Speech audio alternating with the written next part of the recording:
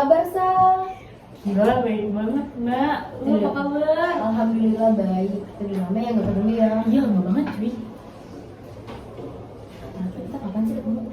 Kira-kira kapan ya? Gue juga belum banget sih. Soalnya gue, ya lu tau lah. Gue tahu lu sibuk kan. Lu udah jadi orang sibuk sekarang. Gak gitu, cuy. Ya, namanya kita kerja dari makan dari uang orang, jadi kita harus ya gitu lah. Lu ceritanya mau jadi independent woman gitu ya? Iya, gue independen woman banget nih gue. Oke. Berarti tapi masih butuh cowok nggak? Ya, bukan gak butuh, cuman emang belum ada aja. Oke. Gue doain ya, semoga langsung ketemu jodohnya secepatnya. Amin. Oke.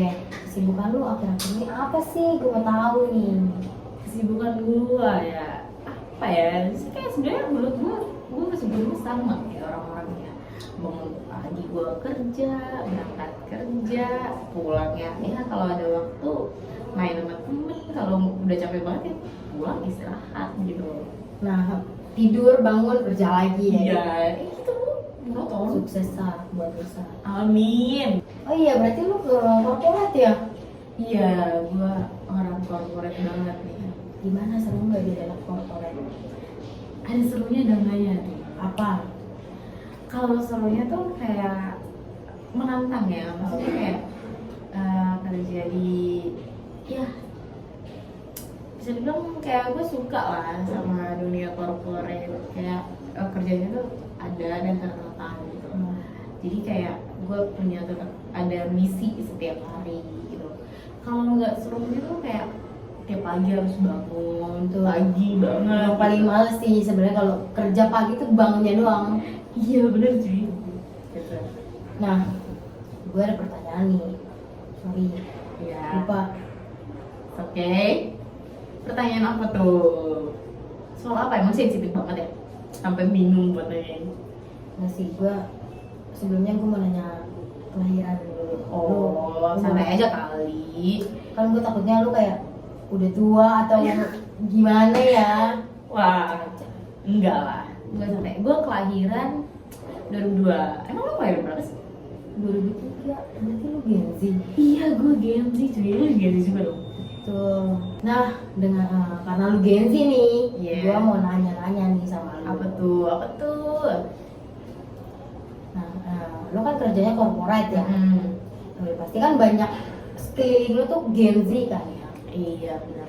Nah, lu salah satunya nih. Menurut lu, sekarang kan kayak Gen Z kan lagi kayak marak-maraknya tuh kayak tentang isu-isu Gen Z tuh nggak bisa kerja, Gen Z tuh kayak gampang kena mental gitu. Itu gimana tanggapan lu dengan isu-isu tersebut? Kira-kira. Apa ya?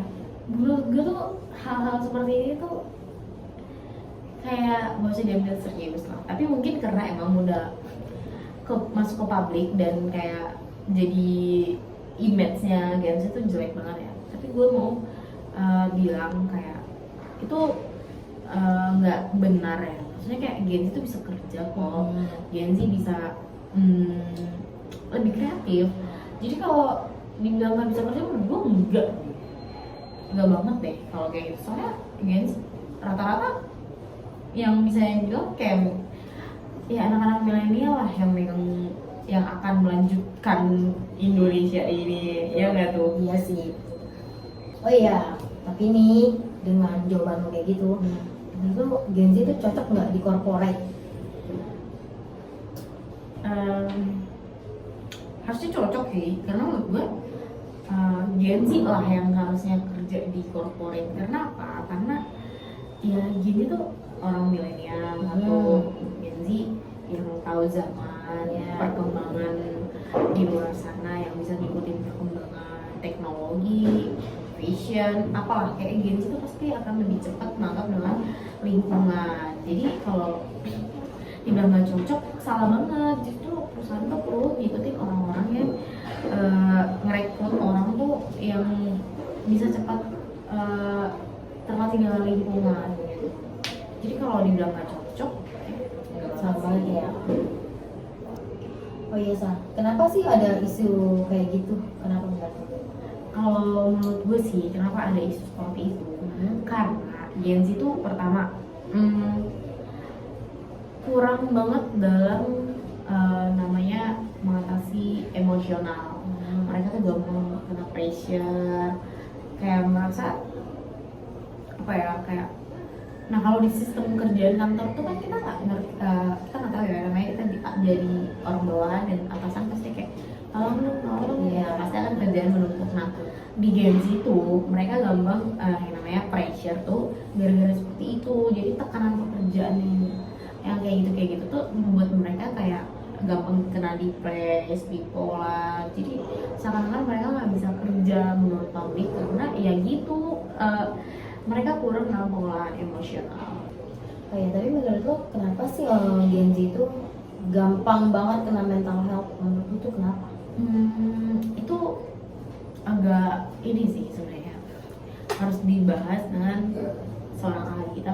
Jadi gue mau berpendapat kenapa si Gen Z ini gampang kena mental health tuh menurut gue karena lingkungan kali ya, lingkungan keluarga. Namanya kita kan psikologisnya beda-beda ya, tiap orang psikologi, culture di rumah lu gimana, culture di rumah gue juga beda. Jadi kayak pemikiran kita bisa berbeda itu ya karena culture gitu loh. Jadi menurut gue kenapa mereka gampang kena mental health, mungkin terlalu manja dan hidup di milenial gitu loh. Kayak milenial tuh kan udah ngasih semuanya ya di sama Gen Z, tinggal kita mau apa enggaknya. Nah Gen Z terlalu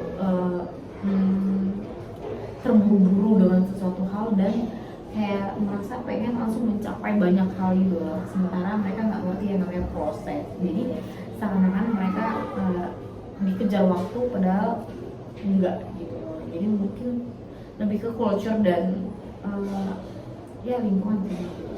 Tapi emang pasti semua orang tuh pasti pernah ngerasain yang namanya mental health, kena mental Pasti kan lah. ya, namanya manusia ya. Cuman Iya. ya tergantung mereka menyikapinya. nggak sih? That's right. Oh gitu ya, gila sih. Makanya tuh orang tuh kayak lebih banyak melihat tuh dari sisi mereka aja, menilai tuh dari sisi mereka aja ya. Iya, nah itu juga kita harus mengingatkan lagi ke orang-orang atau ke semua orang deh, buat nggak menilai orang hanya dengan luarnya aja gitu loh. Kita perlu mengenali orang itu kenapa, dia kenapa seperti itu, dia kenapa ngelakuin hal itu. Kita perlu yang namanya pengenalan orang. Jadi kayak kita nggak bisa hanya menilai tuh orang gini, padahal kan aslinya enggak gitu loh. Jadi menurut gue hal yang seperti itu sih yang perlu diubah. Oke, berarti kesimpulannya Gen Z itu emang orangnya sensitif ya, tapi mereka tuh oke dalam bekerja. Iya, mereka cuma kayak sensitif dan nggak kuat dengan aturan-aturan yang terlalu ketat aja. Tapi mereka oke kok kalau kerja menurut gue. Ya contohnya gue gitu. Oke, abis ini lu kemana Sah? Abis ini gue sebenarnya ada rapat lagi sih. Gue harus keluar kota dan gue bener. Gue tahu lu emang orang sibuk Sah. Ya lo bisa aja deh. Yaudah Sah, sampai ketemu lagi ya. Lu jangan sombong kek kalau udah kaya nanti ya. Gue sombong apa? Nanti kalau udah ketemu Amin jodohnya, deh, amin. nanti gue. Amin. Ntar gue kalau udah ketemu jodoh gue langsung WhatsApp lu.